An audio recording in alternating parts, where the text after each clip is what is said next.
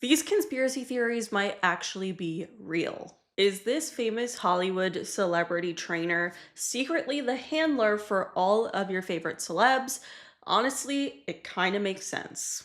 So, this is a man named Harley Pasternak. He is a personal trainer in Hollywood. He trains several celebrities. He has a lot of clients. Well, you might remember him from Kanye exposing him in like 2022, where he claimed that Harley like had him institutionalized and all of this crazy shit. It sounds nuts and like unbelievable, but when you look at the facts, this guy has some weird links to everyone and mostly celebrities who have died, which I think that's weird as well, which we'll talk about in a second. But specifically, I want to talk about who Harley Pasternak is. So again, he's a personal trainer, but he actually is from Canada and he did work for the Canadian government. And um you can literally hear him, we're going to watch it right now, talk about how he learned about using drugs to alter people's state of mind, similar to MK Ultra, which is what Kanye later claims. A PhD on exercise physiology and nutrition, got recruited by the military to help run essentially the superhuman lab, this laboratory called the Defense and Civil Institute of Environmental Medicine. So this is Harley admitting that he did work for the government and he worked for the military specifically. And I think that this adds some validity at least to the conspiracy theory because we know he did work with the government and worked with drugs that alter your state of mind, your body, etc. So it's likely that he learned a lot of things that he maybe could use for nefarious reasons. Not saying that he did, this is all alleged. But Kanye specifically started tweeting about Harley Pasternak and calling him out essentially and saying that he was some sort of MK Ultra person, a handler, a celebrity handler, and he was drugging people, etc. I don't know, but Kanye ended up posting screenshots of these texts from allegedly Harley saying, quote, "I'm gonna help you one of a couple ways. First, you and I sit down and have a loving and open conversation, but you don't use cuss words, and everything that is discussed is based in fact and not some crazy stuff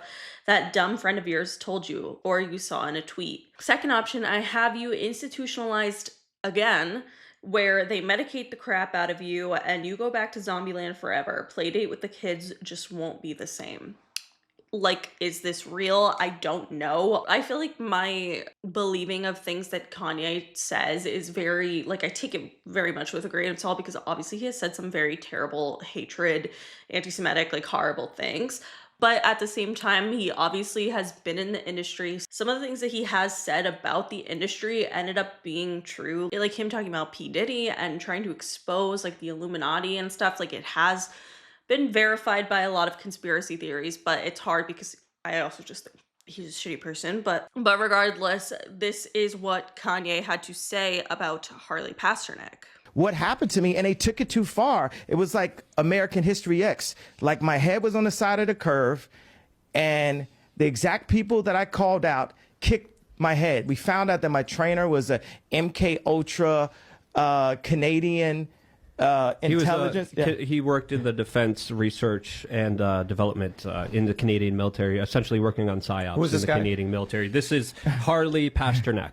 Yeah, what I'm saying is, look, they tried to medicate me. I was exhausted. They wrongly diagnosed me, and they when I asked them how much lithium did you want to put me on exactly, it took them 4 days to answer because they were embarrassed about the amount, right? And I refused to take this, right? You understand? So obviously this is Kanye really claiming here that Harley Pasternak is an MK Ultra, like, CIA intelligence person who was drugging him. All this is obviously alleged. And honestly, even though I would still consider this a conspiracy theory, I think the fact that this goes beyond Kanye is what's actually interesting here because obviously, again, we know Kanye says some crazy stuff. Whether or not that's because he's trying to be portrayed as crazy, that's up for debate. But this guy has involvements everywhere in Hollywood, okay? First of all, when Kanye West tweeted this, and he tweeted the screenshot of Harley's alleged text messages threatening to institutionalize him again.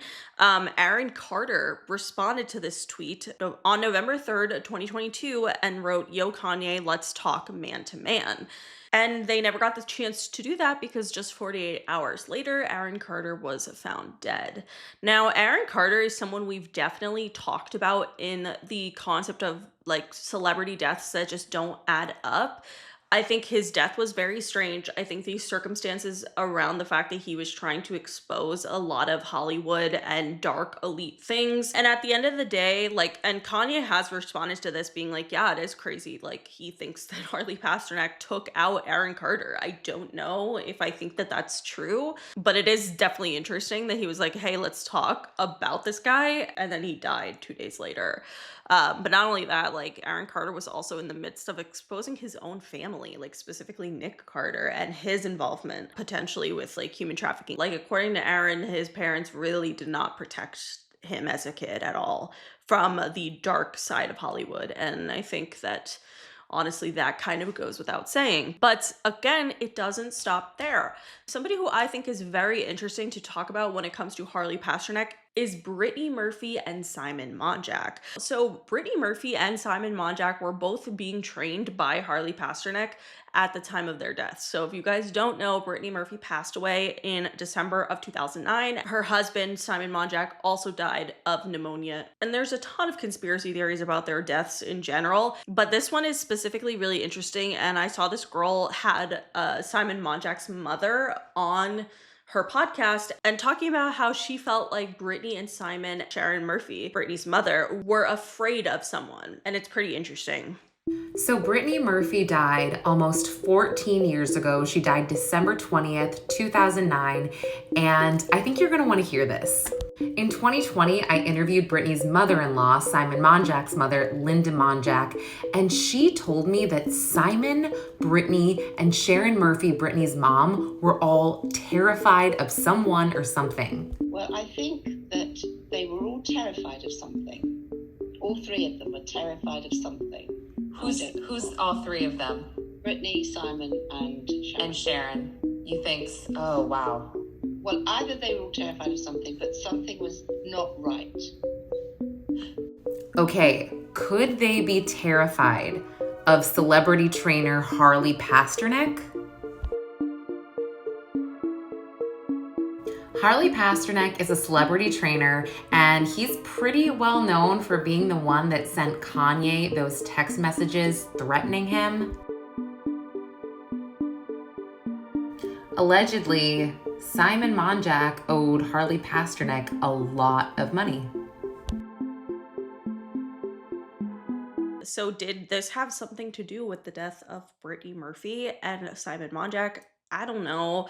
Honestly, there are so many conspiracy theories around their deaths that I think make a little bit more sense, but it is weird that this guy is once again connected here. And it goes beyond that as well, because Ariana Grande, which y'all know I love Ari, and I'm a little biased when it comes to her, but obviously in 2024, 2025, people thought that she didn't look well. Like, people thought that she was sick and not eating. And I think it's interesting that she did like a little interview blurb at that time where she's talking about her training that her and Harley Pasternak do together because he is her trainer. And now he has been her trainer for a bit of time. Like in 2016, 2017, he was her trainer as well, but it seemed like there was a pause in that and then all of a sudden picks up right when Ariana is looking very ill. I don't know if that's a coincidence or if there's something darker going on. Now, this also coincides with Mac Miller because Mac Miller was someone who was also trained by Harley Pasternak. And in fact, Harley likes to talk about how he was supposed to see Mac Miller the day that he died. Like, Mac Miller was literally supposed to come in for a workout that day. And when he didn't show up, Harley, I guess, didn't really think much of it. And then like 45 minutes later, someone came in telling him the news. So is that all a coincidence? I don't know, but it seems like death and like darkness and drugs and all that stuff really follow around this guy who is just this Hollywood trainer. I don't understand. He has so many clients. Is he the ultimate celebrity handler? I want to know your guys' thoughts because I could honestly, if you're interested, do a full fucking video on this because there is so much about this guy and about his background and his training that just doesn't add up. And I think it's very, very interesting, but it is all alleged. So just saying. Something that we have to talk about is the fact that celebrity cloning is honestly getting out of hand. I saw this picture of Mandy Moore and I was so confused, like, who the fuck is that? That's just not her. It's just not. And honestly, I don't believe it to be her. I've never seen someone look less like Mandy Moore in my life. I literally had a Barbie doll of her as a kid. I don't know if she's been cloned, and a lot of people will say like, oh, it's just aging, but like a year ago, she didn't look like that. It's like the Jim Carrey situation. A year ago, he didn't fucking look like that. It's not aging. It's maybe some type of plastic surgery, or could it be that they were replaced with a clone? I don't know, but I want to know your thoughts. Also, speaking of clones, Harley Pasternak is also Betty Blanco's personal trainer as well. So that kind of just adds to the Selena Gomez clone theory now, doesn't it? All right, if you have ever spent any time, which if you're here, you have, researching conspiracy theories, you would know that the Rothschilds family is something that comes up again and again when it comes to conspiracy. Basically, the Rothschilds are one of the most wealthy families in the world. They're a banking family. They rose to power in Europe in the late 1700s, and the family has been rich as hell ever since. Honestly, they have been portrayed as like puppet masters. People think that they are like the Illuminati, that they control the elites, etc. Like, this is a pretty big conspiracy theory, but something that I think is interesting about the Rothschilds is specifically this theory that I heard about them and about their hunting parties, because this sounds eerily similar to something that we saw in the files be released about one of Jeffrey's victims who claimed something similar to this. What's that? Oh, somebody just came out talking about how when they were a child that they survived a Rothschild hunting party. What? Tell me more! Yeah, this woman just came out talking about when she was a child, she was able to survive a hunting party done by the Rothschilds. She said what happened is she was taken away as a young child and she was put in a cage underground until the hunt began. They would wait till particular days and then they would let these children out of their cages and then they would tell them to go ahead and run and hide whilst the certain people surrounded the area, the perimeter, and then started their hunt. She said it was super dark when they let him out, and when she was able to run, she actually found a tree and scaled it up high enough to where she wasn't able to be seen. And she stayed there for quite some time until this supposed hunting party diminished. She was then climbed down from the tree and was able to leave the premises, thus surviving the incident. So we obviously know that the Rothschilds have connections to Jeffrey, specifically a woman named Ariana Rothschild, who's technically married into the Rothschilds family, but honestly, their name is all over the files. They have connections in many other ways. But there were some victims who claimed kind of something eerily similar. What happened on Little St. James to them? Basically, they remember being released and chased around by these elite people, like actors and politicians, like people that you see every day, were chasing these children, and if you got caught, like, you lost the game and they were really mad at you or something. So kind of sounds similar to these like Rothschilds hunting parties. And I don't know if this is true and all this is alleged, but there actually are several references to hunting, and it doesn't seem like it's in a normal way. Like, it's not like, oh, it was just apartment hunting or something. Like, well, that's in there too. But these references to hunting in Jeffrey's emails are honestly kind of dark when you look at this theory. So first of all, there are instances with the actual Rothschild. So Ariana Rothschild wrote to Jeffrey on October 22nd of 2015 saying, landing strip and this morning hunt. Very, very hot. So much better than cold Europe. Then Ariana Rothschild also wrote, I'm in Paris on my way. B is leaving by car to hunt. Although he was told that Kathy was coming, he said that he would be back Sunday morning. Real risk. Will he find an excuse not to show up? What do you think? Again, it just like feels like the word hunt is, I don't understand how they're using it in this context. And then one of the most damning pieces of evidence for sure is that this redacted person wrote to Jeffrey saying, got it, amazing, old male and amazing hunt. My bankers should be careful. That's all redacted, but Jeffrey responded saying, great photo. Obviously, we cannot see the photo. And Ariana Rothschild responded to that saying, thanks. thrilling hunt, dot, dot, dot. I mean, like, are they talking about something else? Is this just a coincidence? I don't know. It honestly doesn't sound like it. On December 11th of 2002, someone redacted wrote, "I didn't get your email. Did you talk to Jane? Is everything okay?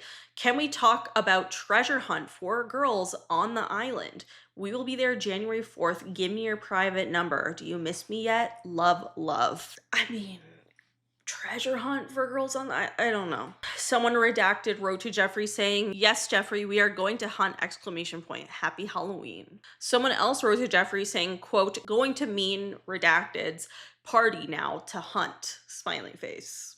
Again, it just doesn't seem like that would be a place where hunt is used. On February 16th of 2016, Jeffrey wrote to a redacted person, "Will not make it. You hunt for me, please. Smarties or cuties," which clearly he's talking about women. And I don't know if he means literally hunt, like these hunting parties, or what the hell he's talking about, but it doesn't sound good. I think the Rothschilds are a very interesting family. Obviously, they have been the source of so many conspiracy theories for literally centuries. So the fact that they were involved with Jeffrey, I'm not liking it. I'm not gonna lie. Do you think this is a real thing that they were doing? And honestly, like, I kind of do. Now there has been multiple reports of similar things. I don't know. It's sick and twisted, that's for sure. All right, speaking of the files, there's actually new evidence that Jeffrey actually knew JonBenét Ramsey, and it's obviously scary. A man is claiming that he knows John Ramsey, Epstein, and John Ramsey's oldest daughter, Beth, and it was no accident. A YouTube interview hosted by Darlene J. Clark features a man named Charles Rogers. He makes a series of extraordinary claims about John Ramsey and his late daughter, Beth Ramsey. Rogers claims that he knew John Ramsey personally. He also knew Beth, her boyfriend, and her best friend, Paula, who allegedly died in a car accident in 1997 as well. According to Rogers, Beth started confronting memories she was having of her father, John Ramsey, doing particular things to her. He claims Beth had become afraid of her father, that she had overheard him making particular business deals, and that's where she heard Charles Rogers' name. Allegedly, she overheard John Ramsey saying that he needed to take care of Charles Rogers. So Beth set out to find Charles Rogers and warn him. There is no public evidence supporting these claims, but it is a 3-part interview that appears to have some detail, years, places, locations. Now Rogers goes much further. He alleges that he once witnessed John Ramsey, Jeffrey Epstein, and other elites participating in rituals with children. He goes as far as alleging that John Ramsey is involved in the Oakland County child murders and the Alphabet murders, 2 infamous unsolved crimes. Again, there is no verified evidence linking John Ramsey to those crimes. Rogers further claims that Beth's car accident with her boyfriend was no accident, but a deliberate act orchestrated to silence her. He also alleges that Beth's best friend, Paula, died in a car accident in 1997 for the same reasons, to silence her. These claims are not supported by law enforcement. Beth Ramsey's death was officially ruled a traffic accident. The allegations made by Charles Rogers are just that, allegations. So I find this to be very interesting for a particular reason, which is like kind of a less popular conspiracy theory. Obviously, the concept of Jeffrey knowing JonBenét Ramsey has not been anything new because of this photo of either Ghislaine Maxwell or her freaking doppelganger with JonBenét Ramsey. But the part that is interesting to me is a less popular theory about John Ramsey's involvement with the Oakland County killings. And I thought that specifically was very interesting. So this is all alleged, I'll say that. But we have talked about the original Little St. James Island, aka North Fox Island, which is essentially an island where these creepy ass men, teachers, elite people would recruit little boys to go to summer camp, but then obviously do very messed up and disgusting things. And people for a long time have been saying that they think that that North Fox Island is connected to the Oakland County child killings. That has been a long-running conspiracy theory. But a less popular conspiracy theory that I think more people need to be talking about is the fact that John Ramsey, JonBenét's father, might have some connection with North Fox Island. Again, this is all alleged, or maybe it's a leap or a stretch, but I think it's interesting. So John Ramsey's father, James Ramsey, is really the one who's at the root of this theory. So this would be JonBenét's grandfather. He was also a well-known millionaire in Michigan at the time, which is the same vibe as Francis Sheldon, who was also a millionaire that owned North Fox Island, and it's right off the coast of Michigan. And I guess like you could say maybe they ran in the same circles, but honestly, that's not the interesting part. The interesting part is that JonBenet Ramsey's grandfather probably approved the airstrip that was on North Fox Island. So that is how they got little boys to this island. There was a airstrip where private planes would take them and fly there to go to camp, and obviously terrible things happened. But at that time, James Ramsey had 22 years of leadership in aviation in Michigan, and he was the president and treasurer of the National Association of State Aviation Officials. So theoretically, he would have had to at least approve of this landing strip on North Fox Island. So while no direct link has been proven, especially the fact that Francis Sheldon, who is the millionaire that owned North Fox Island, never got caught because he fled to Amsterdam because they have different laws there. But the Ramsey family lived in Michigan at this time. Once again, he would have had to approve the landing strip on this island, or that he knew of anything nefarious happening. Obviously not, but it is an interesting connection when you take a step back and look at it and look at the potential connection between Jeffrey and JonBenet Ramsey and all of these millionaires being involved with these disturbing similar rituals or whatever the hell you want to call it. It is very dark. And this case ended up breaking in 1977 and Ramsey ended up retiring just 2 years later. This is still very much a lot of speculation, and I want to hear your thoughts on it because I kind of think that it makes a lot of sense that there could be some potential overlap with these three things. And I think it's interesting that there's this person on here claiming that John Ramsey's other daughter, Beth, who also died, like they said in a car accident, was remembering some horrible things that John Ramsey allegedly did to her as a child. And it makes you wonder about JonBenet, obviously. And I feel like there has just been too many little coincidences that lead up to very much believing that it is a strong possibility that John Ramsey and Jeffrey Epstein knew each other. I think that that is definitely a possibility. I don't know. It's a legend, but I think it's a possibility. Also, not for nothing, I think it is weird when an elite like millionaire person has like 2 children that end up dying in kind of like mysterious ways. Like obviously not every time is it going to be like a conspiracy theory, but the fact that like 2 other siblings of like Aaron Carter are dead as well is kind of fucking crazy when you think about it. And also John Ramsey having a connection to Beth Holloway, which he did date Natalie Holloway's mother in 2007. Weird as hell. And then she hosted an event that Jeffrey was invited to. And it was an event about children's safety. So I don't know why they invited a convicted predator, but they did. And I don't know if he attended this event, but Beth Holloway was speaking at it. And I think that that is another weird connection. Even though that was in 2010 after Beth and John Ramsey had broken up, I just think it's weird. And I do think a lot of these elite people run in the same circles way more than you think. Like, honestly, I feel like we've all experienced this in life where we feel like the world is so small. Like, I'll meet someone random who happens to follow someone I went to high school with that, like, I would have no idea that they would ever know each other. And it's weird. Everyone has those like small world experiences, but the circle just gets smaller and smaller when it comes to millionaires, billionaires, famous people, politicians. The world there is a lot smaller, and it is definitely a possibility that they knew each other, John Ramsey and Jeffrey Epstein. I'm not saying it's 100% true, but it is definitely something I think that should be looked into. And I've tried to like find keywords. It's difficult because first of all, Jeffrey spells everything wrong in the file, so it's kind of hard to look up keywords. There's like 3 million other files that haven't been released yet because the DOJ is protecting people. So honestly, we probably will never know if there was a connection there, but that has been a pretty popular conspiracy theory for a long time, that JonBenet Ramsey was a victim to a child trafficking ring and that her father was a part of it. And I just feel like the more details I hear about this theory, the more I kind of maybe believe it. I don't know, again, this is alleged, but I really want to hear your guys' thoughts. I want to talk about his girlfriend, Karina, because this is the woman who